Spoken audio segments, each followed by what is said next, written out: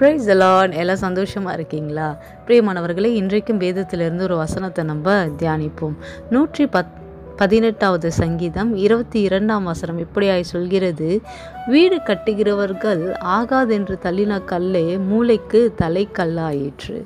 ஆம் பிரியமானவர்களே, ஒருவேளை வீடு கட்டி கொண்டு இருக்கும்போது பில்டர்ஸ் என்ன பண்ணியிருக்கலாம், கல் எடுத்து இந்த கல் இது எதுக்குமே உதவாதுப்பா அப்படின்னு சொல்லி இதை ரிஜெக்ட் பண்ணு அப்படின்னு சொல்லி ரிஜெக்ட் பண்ணி போட்டிருக்கலாம்.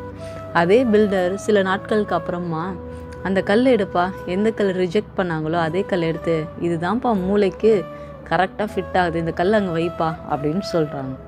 பிரியமானவர்களே, முன்னாடி ரிஜெக்ட் பண்ணப்பட்ட பொருள் தான், ஆனால் இன்றைக்கி என்னவா அது உபயோகமாக இருக்குது, தலைக்கு மூளைக்கல் ஆயிற்று. பிரியமானவர்களே, ஒருவேளை நீங்களும் இந்த கல்லை போல் ரிஜெக்ட் பண்ணப்பட்டிருக்கலாம். ஒருவேளை உங்கள் வேலை ஸ்தலத்தில் நீங்கள் ரிஜெக்ட் பண்ணப்பட்டிருக்கலாம். ஒருவேளை உங்கள் குடும்பத்திலே நீங்கள் ரிஜெக்ட் பண்ணப்பட்டிருக்கலாம். ஒருவேளை நீங்கள் ப்ரொப்போசல்ஸ் ஒரு மணப்பெண்ணோ இல்லை மணமகனோ நீங்கள் பார்த்துட்டு அவங்கக்கிட்டேருந்து எந்த ஃபீட்பேக்கும் வராத உங்களை புறக்கணிச்சிருக்கலாம். உங்களை இந்த அலைன்ஸ் ரிஜெக்ட் ஆகிருக்கலாம். பிரியமானவர்களே, சோர்ந்து போகாதீங்க. ஆண்டவர் இன்றைக்கு உங்களோடு கூட இடைப்பட்டு கொண்டு இருக்கிறார்.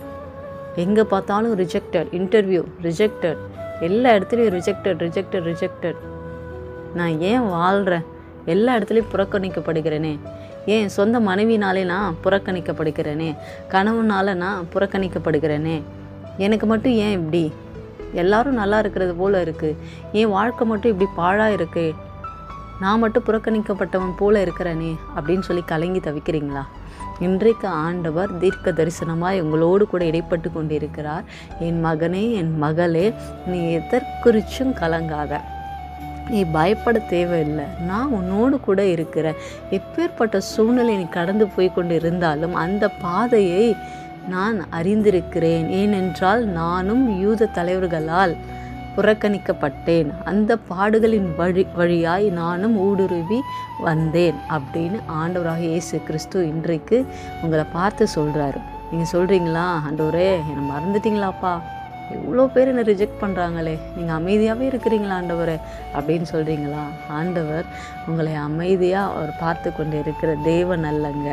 எந்த இடத்துல நீங்கள் ரிஜெக்ட் பண்ணப்பட்டீங்களோ, எந்த இடத்துல நிற்கப்பட்டீங்களோ அதே இடத்துல ஆண்டவர் உங்களை தலைக்கல்லாய், மூளைக்கு தலைக்கல்லாய், எந்த இடத்துல நீங்கள் வெட்கப்பட்டு அவமானப்படுத்தப்பட்டீங்களோ அதே இடத்துல உயர்ந்த அடைக்கலத்தை கர்த்தர் உங்களை இன்றைக்கு வைக்க போகிறார். நீங்கள் விசுவாசிங்க. You want to do only one thing, ஆண்டவர் செய்வார், ஆண்டவர் எனக்கு செய்வார் அப்படின்னு நீங்கள் விசுவாசிங்க. ஆண்டவர் பெரிய காரியங்கள் செய்வார்.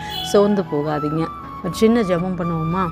அன்பின் ஆண்டவரே, தகப்பனே, இன்றைக்கும் தகப்பனே, இந்த யூடியூப் சேனல் மூலமாக இணைந்து ஜெபிக்கிற ஒவ்வொரு பிள்ளைகளையும் ஆசீர்வதிங்க அப்பா.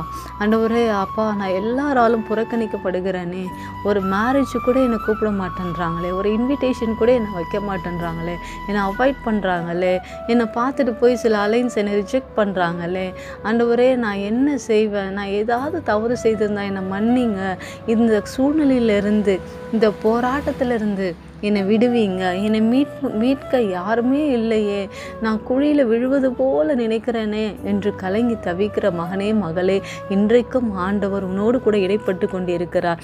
நீ உன் விசுவாசத்தை விட்டுறாத, உன் விசுவாசத்தை நீ பற்றிக்கொள். ஆண்டவர் செய்வார் என்று எந்த இடத்துல நீ அவமானப்பட்டாயோ, எந்த இடத்துல நீ நிந்திக்கப்பட்டாயோ, எந்த இடத்துல நீ புறக்கணிக்கப்பட்டாயோ, ஆண்டவராகிய இயேசு கிறிஸ்து அதே இடத்துல உன்னை உயர்த்தி வைக்கிறது நீ பார்க்க போகிறார். உன் சொந்த கண்கள் காண போகிறது. நீ இயேசுவின் நாமத்தினாலே சொல்கிறேன், நீ ஆண்டவர் சமூகத்தில் காத்திருந்து அவரையே நீ நம்பிக்கையாய் அவர் மேல் நீ பற்றுதலாய் இருக்கும்போது நிச்சயமாய் உன் சூழ்நிலைகள் இன்றைக்கு இருப்பதை பார்க்கிலும் 1000 மடங்கு கர்த்தர் உன்னை உயர்ந்த அடைக்கலத்திலே வைக்கப் போகிறார்.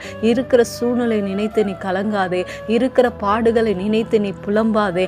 ஆண்டவர் உனக்கு வைத்திருக்கிற திட்டங்கள், தரிசனங்கள், அவர் உன்மேல் வைத்திருந்த கரிசனைகள் அது ஒருபோதும் அது வழி விலகி போகாது. உன்னை உயர்ந்த இடத்துல ஆண்டவர் வைப்பார். விசுவாசி. ஆண்டவர் உன்னை ஆசீர்வதிப்பார், உன் குடும்பத்தை ஆசீர்வதிப்பார். சோர்ந்து போகாத, பலன் கொண்டு திடம் மனதாய் இரு. கர்த்தர் உன்னை தலைக்கு மூளைக்கலாய் வைக்கிற நேரம் வந்துவிட்டது. ஆமென். ஹல்லேலூயா.